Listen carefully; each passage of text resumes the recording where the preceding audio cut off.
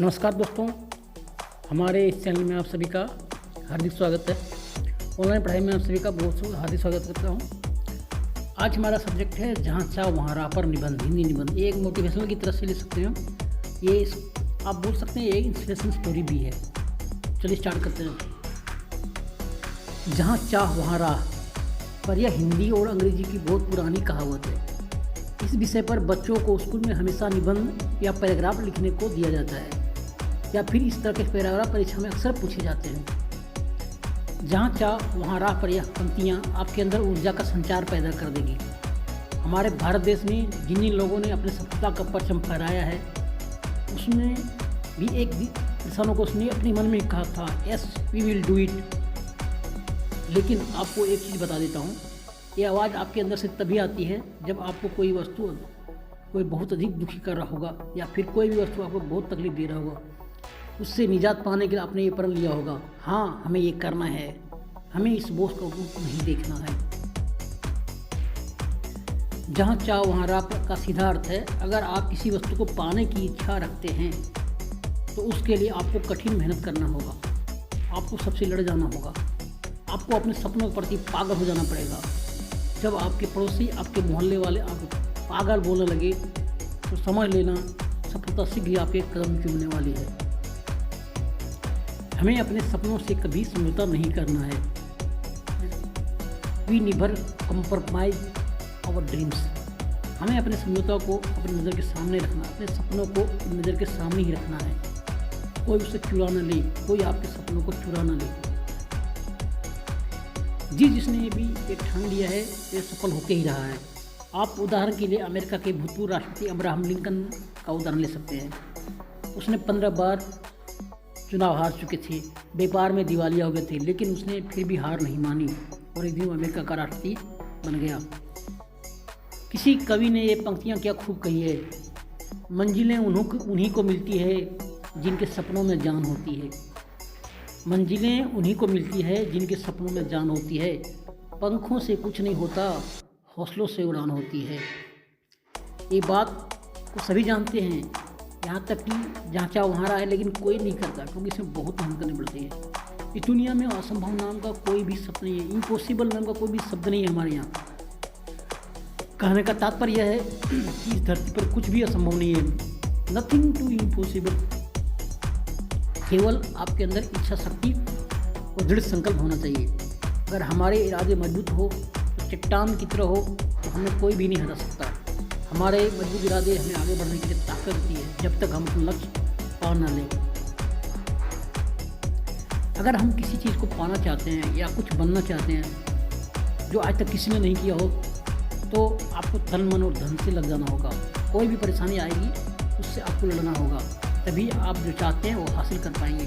कुछ लोग दूसरे की सफलता को देखकर वो भी लग जाते हैं, लेकिन वो ज़्यादा दिन तक टिक नहीं पाते हैं क्योंकि उसके अंदर इच्छा शक्ति का अभाव होता है। इच्छा शक्ति होने के बावजूद अनुशासन, निरंतरता, समर्पण और धैर्य सी अन्य चीज़ों की भी परम आवश्यकता होती है। हमें कड़ी मेहनत करनी होगी, बहुत जल्दी उठना होगा और पूरी प्रतिबद्धता के साथ निश्चित घंटों से अधिक समय तक काम करना होगा। हमें केवल चीज़ों को स्थगित किए बिना और परिणाम की परीक्षा किए बिना लगातार काम करने की आवश्यकता है। अपनी मेहनत का बहाना मत बनाओ, अपने भाग्य से कभी शिकायत मत करो और किसी पर भी इल्ज़ाम मत लगाओ। जो दूसरे पर इल्ज़ाम लगाते हैं वो बुजुर्ग होते हैं। हमें बहुत बार सफलता भी हाथ लगती है, उससे भी सकारात्मक लेना होगा, तभी हमारे इरादे बुलंद होते हैं। कभी कभी कोई आदमी अपना सपना उठाकर भी कुछ हासिल नहीं कर पाता है। ऐसी स्थिति में हर एक बिंदुओं को अच्छे से चेक करना होगा। शायद किसी जगह आप ब्लंडर मिस्टेक कर रहे होंगे। आप जब कोई काम करने जाएंगे तो आपको रास्ते में कई अड़चन आती है। हाथी चले बाजार तो कुत्ता भूखे हजार। मुश्किलें दिल के इरादे आजमाती है, सपन के पर्दे निगाहों से हटती है। हौसला मत हार, गिर कर ये मुसाफिर, ठोकरें इंसान को चलना सिखाती है। जहाँ हर सर झुक जाए वही मंदिर है, जहाँ हर नदी मिल जाए वही समंदर है। जिंदगी हर मोड़ पर एक युद्ध है, जो हर युद्ध जीत जाए वही सिकंदर है। ईश्वर का दिया कभी अल्प नहीं होता, जो टूट जाए वो संकल्प नहीं होता। हार को लक्ष्य से दूर नहीं रखना, क्योंकि जीत का कोई विकल्प नहीं होता। आप पहले बार में ही आपको सफलता हाथ नहीं लगती है। कई बार ऐसा होता है कि सफलता के लिए आपको 10 बार असफल होना पड़ेगा, तब 11 बार जाके आपको सफलता हाथ लगेगी। एक पंक्ति आपको हमेशा याद रखनी है, failure is the pillar of success. हमें भी यह ध्यान रखना होगा कि जिन चीज़ों को पाना बहुत कठिन है उसके लिए हमें बहुत और लगातार मेहनत करनी होगी। मनुष्य के अंदर बहुत ताकत होता है, वो जो चाहे वो कर सकता है, केवल अपनी अंदर सोए हुए आंतरिक इच्छा शक्ति, दृढ़ संकल्प, समर्पण और कड़ी मेहनत को जगाना होगा। हमें अपनी आंतरिक शक्ति को पहचानने की जरूरत है और रास्ते पे की सभी कठिनाई को पार करते लक्ष्य पहुँचने के लिए हमारे भीतर ऐसी प्राकृतिक शक्तियों का विकास करना है जो हमें परम जीत पाने के लिए लक्ष्य पर ध्यान केंद्रित करने की आवश्यकता है, क्योंकि जहाँ चाह है, जहाँ इच्छा है, वहाँ एक रास्ता है। जहाँ चाह वहाँ राह पर आधारित प्यासा कौवा और घड़ा की कहानी यही सुनते हैं। एक समय की बात है, एक प्यासा कौवा पानी की तलाश में इधर उधर भटक रहा था। तेज गर्मी को निरंतर उड़ते रहने से उसकी प्यास और भी बढ़ने लगी थी। वो सोचने लगा, अगर मुझे जल्दी ही पानी नहीं मिला तो मेरी मौत निश्चित है। वह यह सोच ही रहा था कि तभी उसे दूर पानी का घड़ा नजर आया। वो उड़कर तुरंत वहां पहुंचा।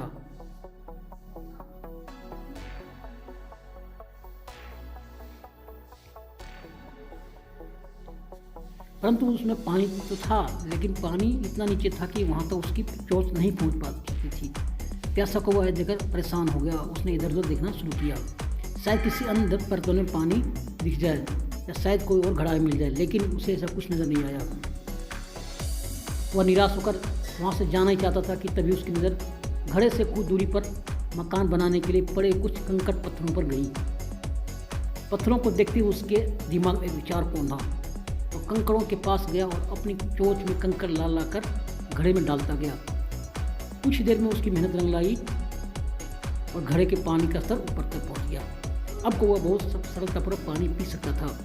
उसने घड़े में अपनी चोंच डाली और जी भर के पानी पिया और अपनी प्यास मिटाई। और अब वह खुद को तरोताज़ा महसूस करने लगा। कुछ देर उसने वहीं विश्राम किया और फिर कहीं भोजन तलाश में तो कहीं उड़ गया। इससे आपने क्या सीखा? इससे हमें यह सीख मिलती है कि हम जो चाहे कर सकते हैं, कि हमें सकारात्मक सोचने की ज़रूरत है। थैंक यू दोस्तों, इस भाग में हम इतना ही। ये अगर वीडियो आपको अच्छे लगे तो एक लाइक जरूर कर दीजिएगा, तो हमें बहुत मोटिवेशन मिलेगा। थैंक यू दोस्तों, ओके, फिर मिलते हैं, बाय बाय।